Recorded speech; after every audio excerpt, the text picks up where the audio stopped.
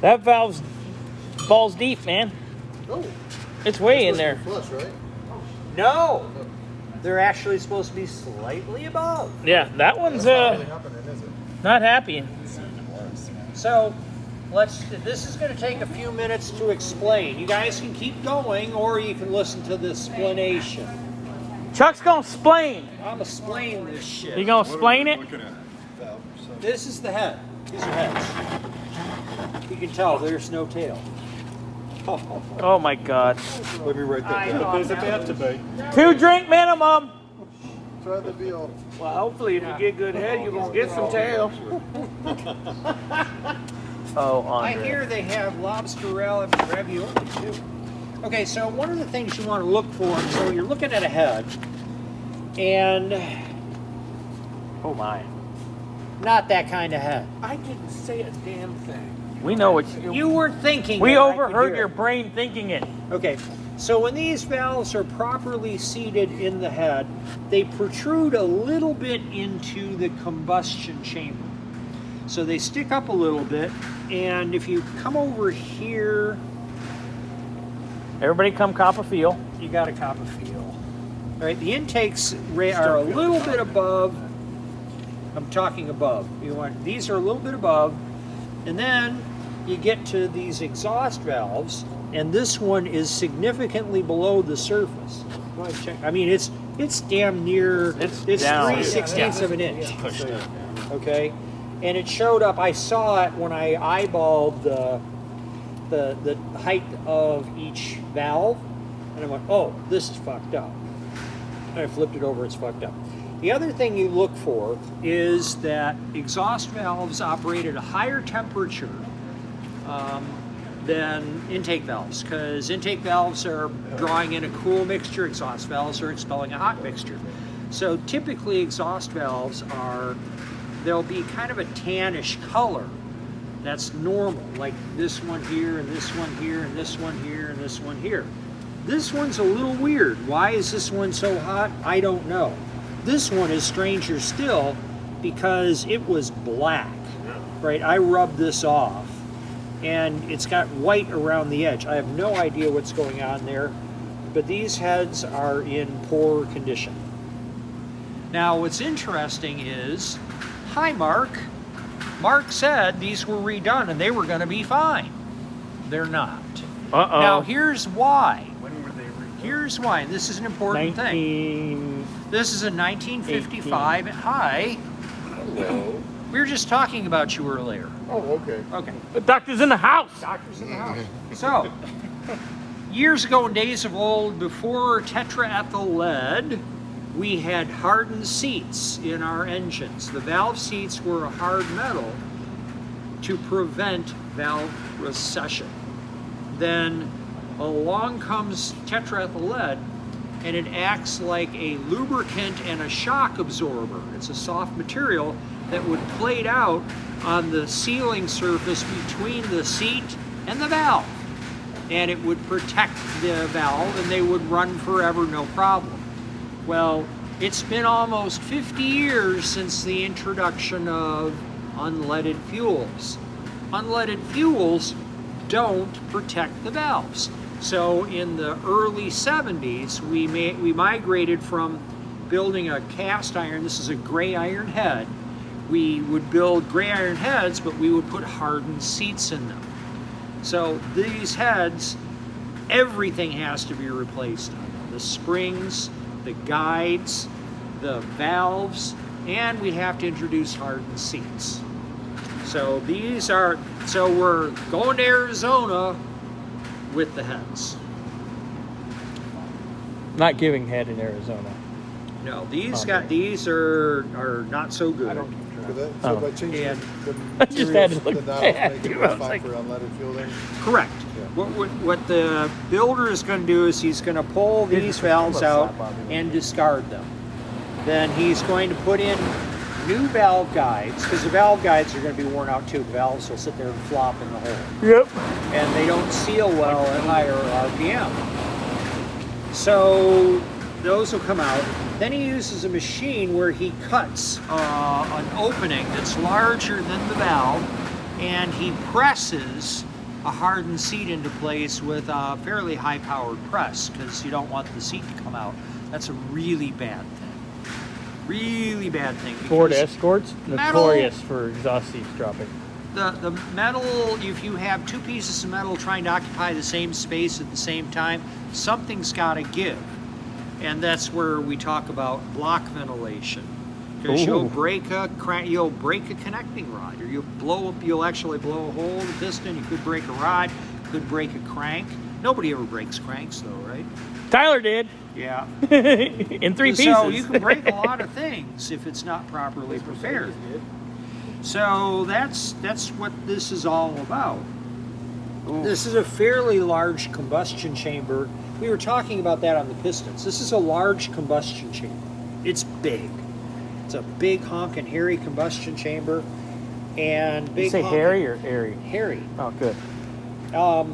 Big honkin' hairy combustion chambers, the fuel burns very slowly, and you like a small combustion chamber, so you get very rapid combustion and lots more pressure on top of the piston, so you make more torque.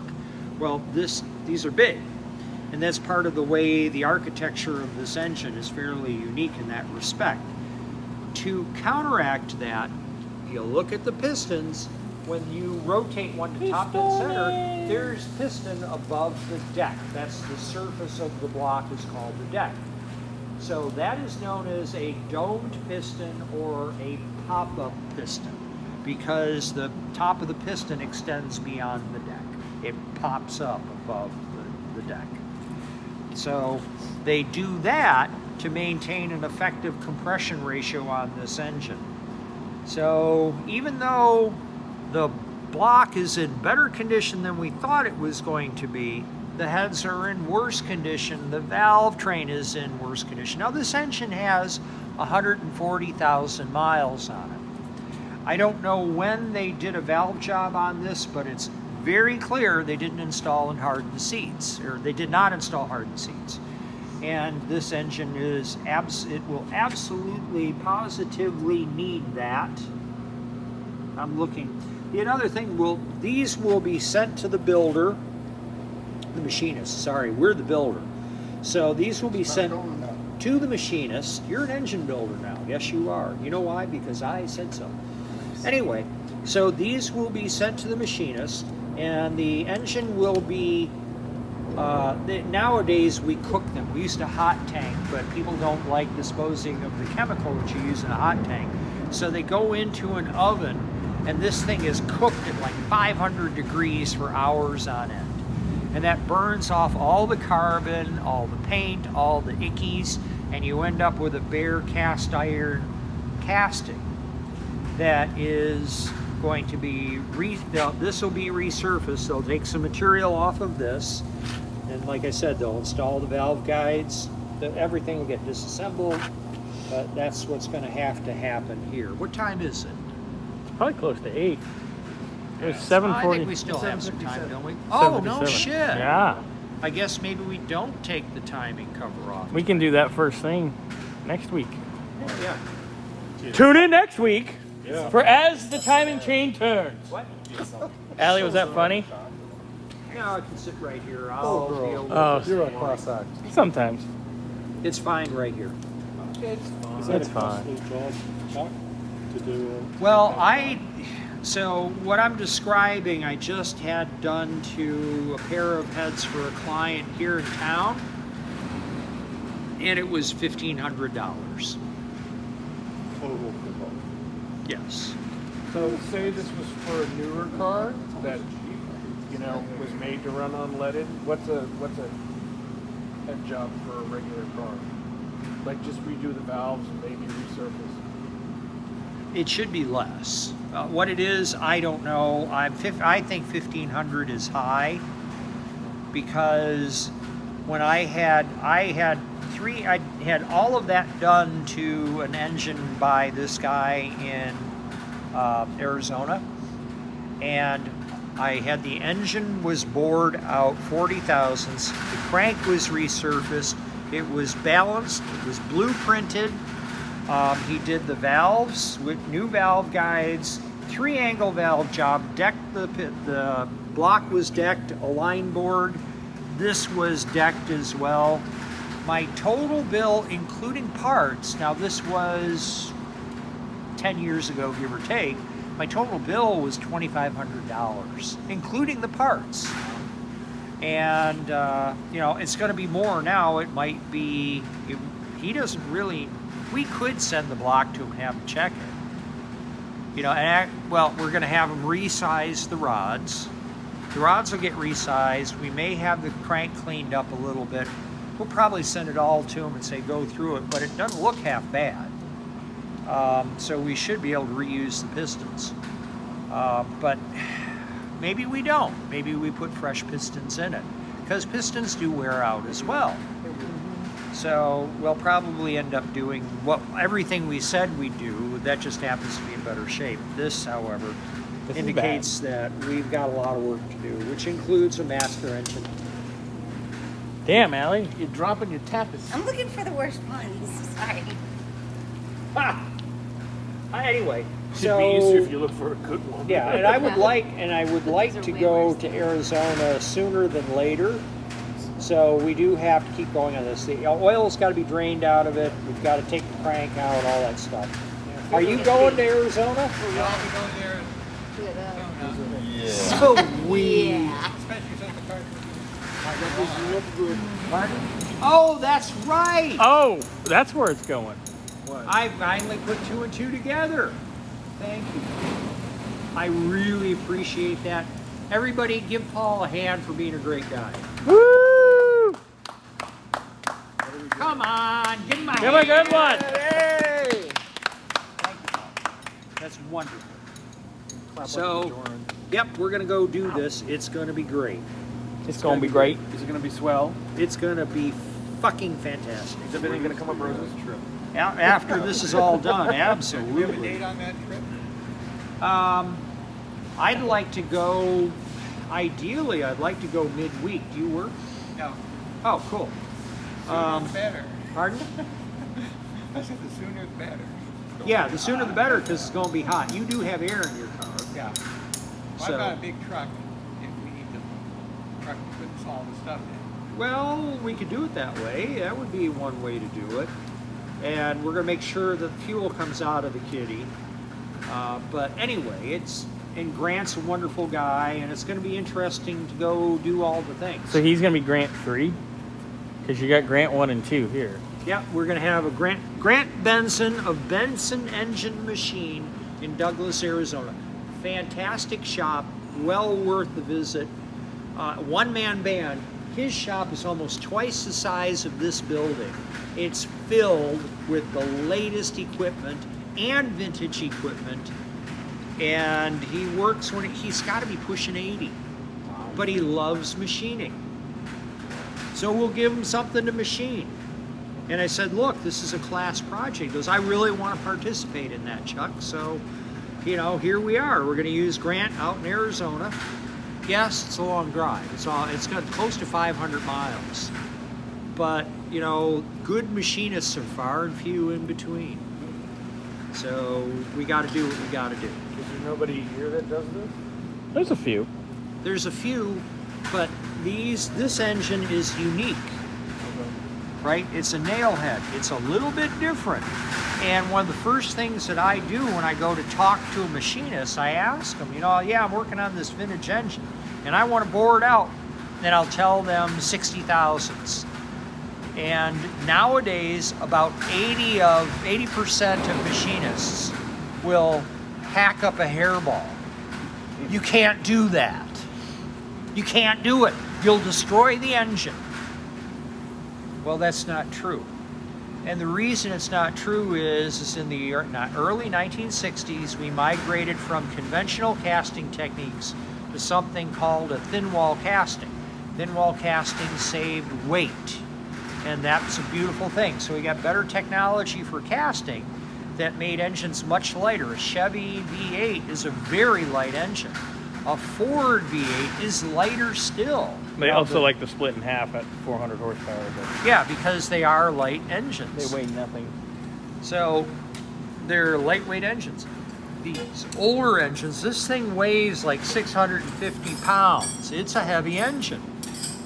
Consequently, there's a lot of material in the bores, and they can support boring out past 30 thousandths. You know, and 30 thousandths is not, if you're doing a 30% overbore, that means you're taking 15 thousandths off the wall of that. And if you've looked at point gaps, your points are normally gapped around 15 thousandths. It's not much.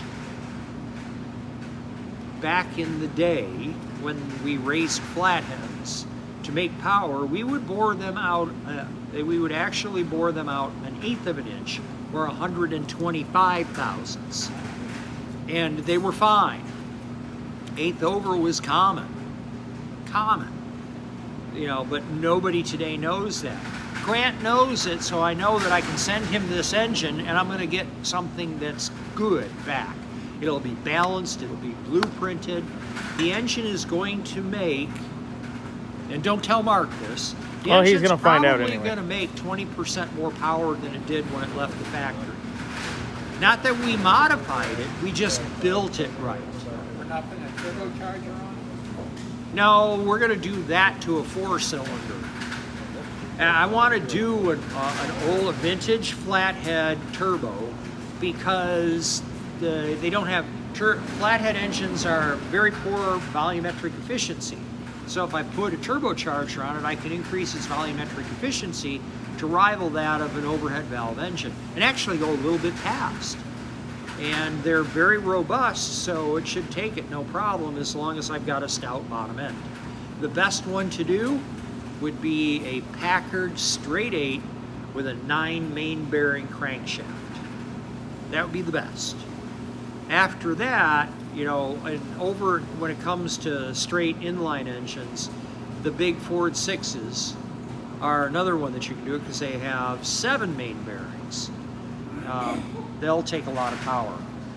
A Ford flathead only has 3 main bearings. Yeah, they And don't then you like got to that. do weird things to the bearings to make them live. Any questions? Did you enjoy taking the engine apart? Isn't it? This is so much fun. I love doing this. Well, I think that's it for the evening. I think we'll call it an evening. Thank you, Chuck. Thank you. Thank you, Chuck. Woo! You're welcome. Yeah.